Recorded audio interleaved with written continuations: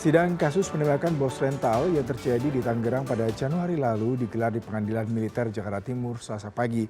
Agenda sidang kali ini adalah pemeriksaan keterangan saksi. Sidang yang dipimpin oleh Hakim Ketua Letkol CHK Arif Rahman memeriksa 8 saksi. 2 diantaranya adalah anak korban pemilik rental Ilyas Abdurrahman. Auditor Militer Mayor CHK Gori Rambe menghadirkan 17 saksi dalam kasus penembakan yang melibatkan 3 anggota TNI Angkatan Laut ini.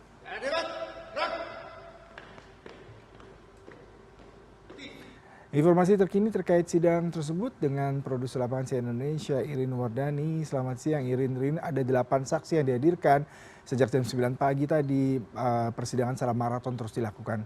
Sejauh ini apa yang menarik yang mungkin bisa Anda elaborasi terkait dengan pernyataan para saksi yang tentunya memberikan kontribusi terhadap penanganan kasus ini dan keputusan dari tim hakim nantinya?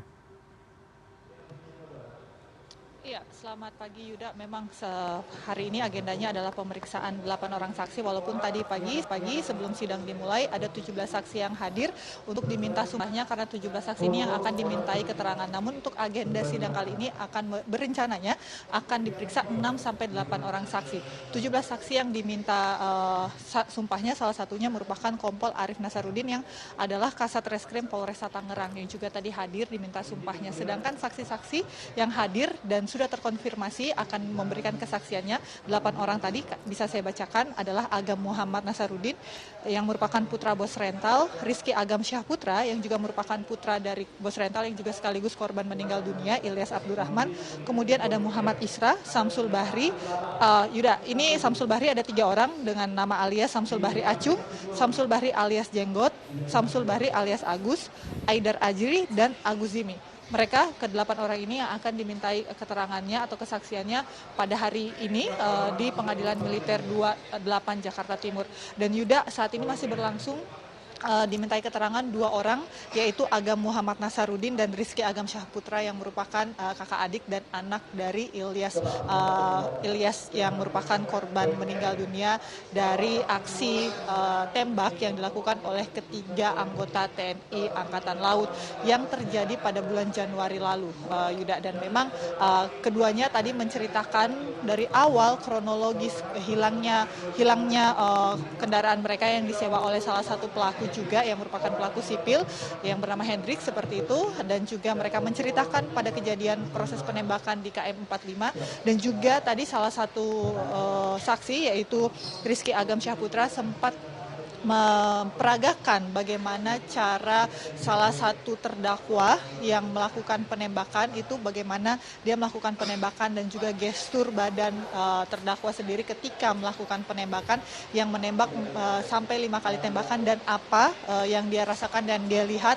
Dan kedua orang saksi ini mengatakan dia sempat mendengar suara tembakan dengan yakin bahwa ada sampai 5 tembakan yang diletuskan oleh salah satu terdakwa seperti itu, Yuda. Dan memang gestur yang ditunjukkan dan bahkan oleh auditor militer yang merupakan kalau di pengadilan sipil kita menyebutnya sebagai jaksa penuntut umum, tapi kalau di pengadilan militer kita menyebutnya sebagai auditor militer yaitu Mayor CHK Gori Rambe meminta agar Rizky Agam maksud saya ini memperagakan bagaimana sikap atau gestur badan dari salah satu terdakwa yang melakukan penembakan. Dan saat itu ada sedikit emosi dari saksi korban yang memang saksi yang merupakan anak dari korban itu mengatakan bahwa betapa dia kalimat yang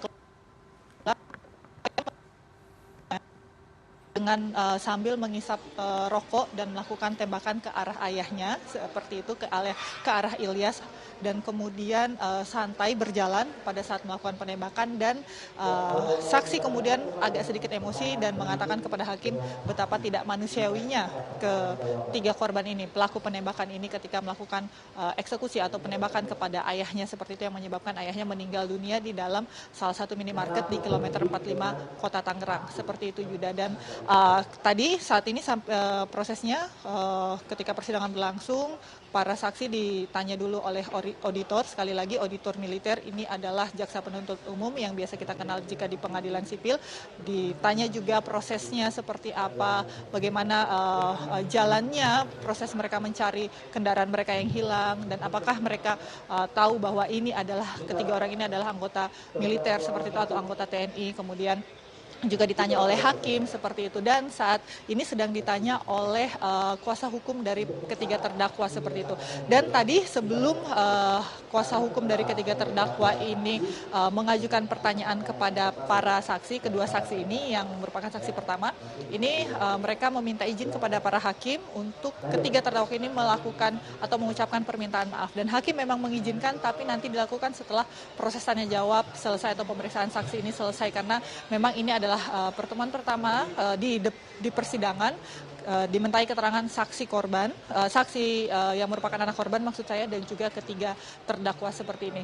Sedangkan para terdakwa ini hukumannya, dua terdakwa diantaranya hukumannya adalah, bisa saya sebutkan, Kelasi Kepala Bambang Apriatmodjo dan juga Sertu Akbar Adi ini diancam hukuman mati, Yuda, dengan pasal 340 KUHP dengan pembunuhan berencana.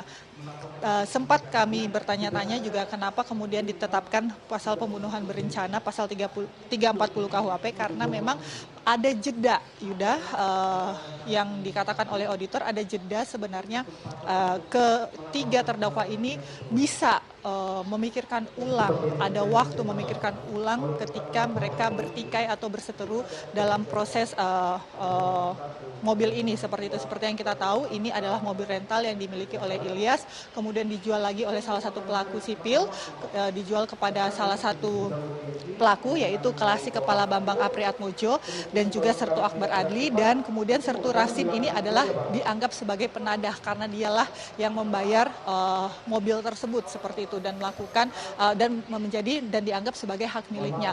Nah, Kelasi Kepala Bambang Apriatmodjo dan Sertu Akbar Adli inilah yang akan diancam hukuman mati dan melakukan penembakan kepada selain Ilyas dan juga kepada Ramli yang merupakan korban yang terkena luka tembak di tangan dan selamat seperti itu.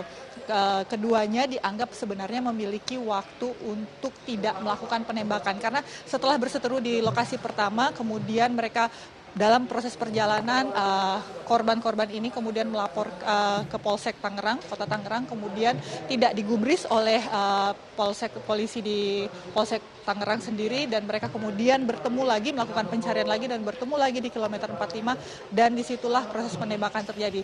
Dari kronologi yang diberikan oleh auditor, dalam proses perjalanan menuju ke kilometer 45, Sertu Akbar Adi ini mengokang senjata atau mengisi senjata dengan pelurunya dan memberi aba-aba jika terjadi sesuatu silahkan langsung tembak saja kepada rekannya yang lain seperti itu. Sehingga ini yang dianggap oleh auditor atau jaksa penuntut umum sebagai pembunuhan berencana, sehingga hukuman maksimal yang akan dijerat atau diancam kepada kedua pelaku yaitu Kelasi Kepala Bambang Apriatmodjo dan juga Sertu Akbar Adi adalah hukuman mati, Yuda. Tapi sampai sekarang kita masih menunggu karena masih ada 9 saksi lainnya. Jika benar ada 8 saksi yang diperiksa hari ini, sidang selanjutnya akan memeriksa 9 saksi lainnya yang mungkin akan dijadwalkan atau diagendakan setelah sidang ini selesai. Yuda. Baik, Irin Wardani, terima kasih untuk laporan langsung Anda. Selamat bertugas kembali.